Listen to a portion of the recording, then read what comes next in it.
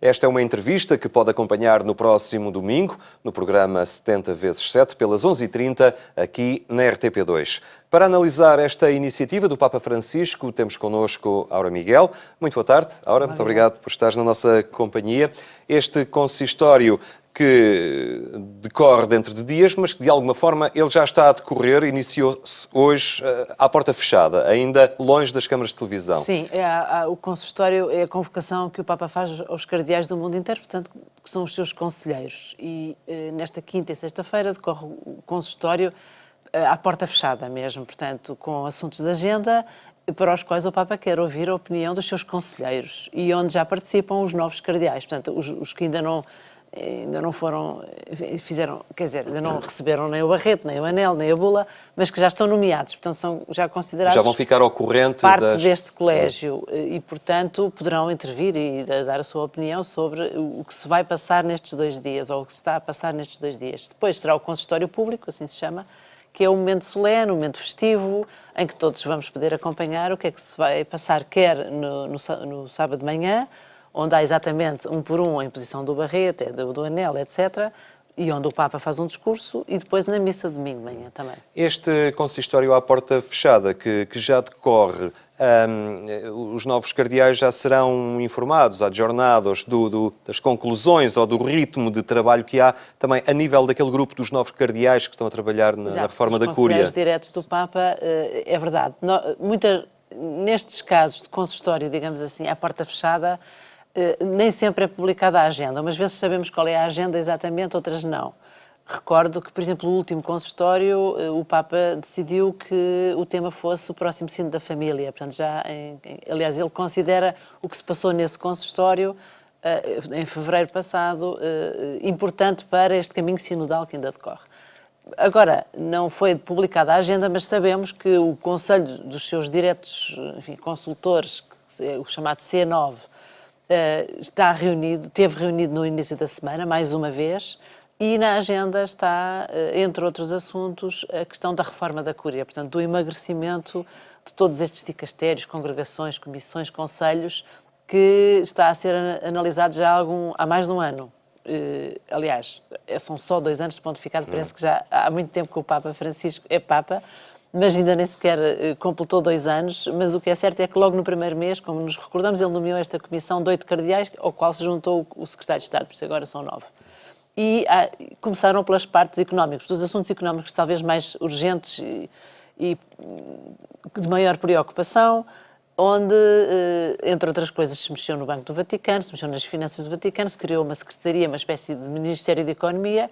E outro dos assuntos é agora este que está em cima da mesa, que tem a ver com o emagrecimento desejado por todos, eu creio, para a Cúria. Este emagrecimento da Cúria também se refletiu nas nomeações para este Colégio Cardinalício. Só um membro da Cúria... Exato. É muito interessante olhar para as reformas, que no fundo se pode dizer assim que o Papa Francisco está a fazer a vários níveis, quer na maneira como... Ainda não sabemos como é que vai ser a reforma mesmo da Cúria, mas só sabemos o que disse o Cardeal Maradiaga quando veio a Lisboa em dezembro passado. O Cardeal Maradiaga, das Honduras, é o coordenador desse conselho e disse cá em Lisboa que, de facto, vão agrupar em 2 grandes conselhos trabalho, família e...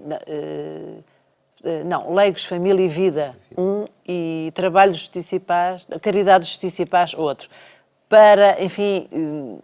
por fim, segundo dizem, não sabemos ainda, aos conselhos que são muitos e, portanto, ficar tudo junto em 2 grandes congregações.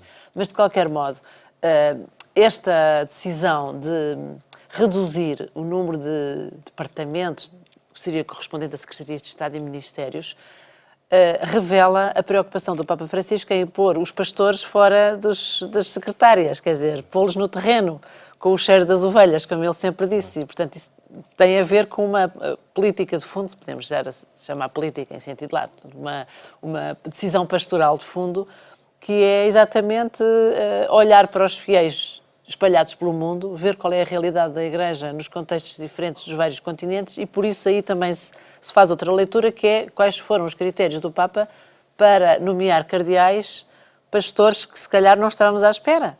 A começar, por exemplo, agora neste grupo, o bispo de Santiago de Cabo Verde, por exemplo.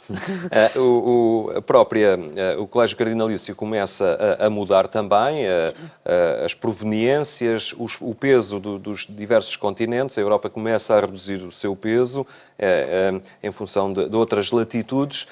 Ao fim e ao cabo, acompanhando também as zonas onde a Igreja está mais ativa e mais pujante, digamos assim. É muito o Papa tem isso em atenção. É verdade, é muito interessante porque, quer dizer, quando eu comecei a fazer, enfim, estes trabalhos de jornalista no Vaticano, havia uma predominância incrível de cardeais italianos e esmagadora de cardeais europeus. E agora é exatamente o oposto, quer dizer, a Europa já não está em maioria nem pensar, e os italianos ainda menos, e portanto vê-se, e de facto, olhando para a geografia católica, percebe-se que a realidade de vivacidade da Igreja, de número de batismos, prática dominical, está fora da Europa, claramente, e a escolha, a decisão do Papa e o seu critério porque que escolha é esta? É que para Francisco, para todos os Papas, os cardeais são aqueles que o aconselham no governo da Igreja. E portanto, faz sentido se a realidade da Igreja é mais viva na Ásia ou em sítios que se calhar, pelos critérios do mundo, não é suposto, o Papa tem interesse em ouvir da parte desses bispos conselhos para governar a Igreja. E por isso é que é muito interessante, por exemplo, mesmo na escolha dos eméritos, quer dizer, daqueles que já não têm idade para votar, para entrar no conclave, mas de qualquer modo mais de 80 anos. Têm idade para dar conselhos, também é muito interessante, porque da língua portuguesa, desta vez, neste grupo de cardeais, há 3, não é? Além do Dom Manuel Clemente, há estes 2 bispos, o de Santiago do Cabo Verde e o emérito Xai-Xai. E, por exemplo, no caso deste bispo cardeal emérito, bispo emérito Xai-Xai, ele, depois de resignar aos 75 anos, foi ter com o parco da Sé e ofereceu-se para trabalho de parco. E vai, literalmente, aos confins da Diocese fazer semanas missionárias. Portanto, é um homem que tem uma experiência daquelas que o Papa gosta. E percebe-se que este é um critério que vai certamente ajudar a reformar a Igreja numa direção pastoral que é a dele, mas que também é resultado, segundo ele próprio explicou, segundo o próprio cardeal Maradiaga explicou quando cá veio a Lisboa, é o resultado do desejo dos cardeais eleitores que naqueles dias antes do conclave expressaram este desejo, quer de tornar a Cúria mais ágil e, portanto, mais magra, mais reduzida, quer esta preocupação de fazer a ligação da Cúria Romana e do Papa, portanto, do Vaticano, com as igrejas locais. Há locais históricos que tinham sempre um cardeal que deixaram de ter. Lisboa mantém o seu cardeal. Qual é o significado disto também para a Igreja Portuguesa? A minha tese é que não foi por causa da famosa bula, da nação fidelíssima, porque Portugal também, enfim, não foge a esta secularização que marca toda a Europa e todo este primeiro mundo, assim chamado, apesar das dificuldades económicas. Não sabemos o critério. O porta-voz do Papa, o padre Frederico Lombardi, veio dizer que a decisão do Papa foi caso a caso, não se sentiu obrigado em fazer como era costume. Aliás, é uma das expressões que o Papa gosta, é que sempre se fez assim, a expressão, entre aspas, sempre se fez assim, isso para ele não vale. Portanto, o critério não sabemos qual é. Eu, nas minhas investigações off the record, ou falar com uma pessoa que tem acesso direto ao Papa e que conhecia Dom Manuel Clemente, não é português este, e falou-lhe bem de Dom Manuel Clemente, como só pode ser quem o conhece, o Papa ter-lhe respondido, já sei, já me falaram muito bem dele. Portanto, eu não sei qual foi o critério, este critério já de si já é bom nós sabermos, mas é muito interessante porque, enfim, é um dos cardeais mais novos, apesar de tudo, quer dizer, tem uma idade que vai certamente dar que falar.